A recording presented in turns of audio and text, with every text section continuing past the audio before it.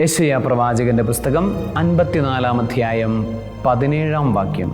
കർത്താവ് അരുൾ ചെയ്യുന്നു, നിന്നെ ഉപദ്രവിക്കാനുണ്ടാക്കിയ ഒരായുധവും ഫലപ്രദമാവുകയില്ല. നിനക്കെതിരെ വിധി പ്രസ്താവിക്കുന്ന എല്ലാ നാവുകളെയും നീ ഖണ്ഡിക്കും.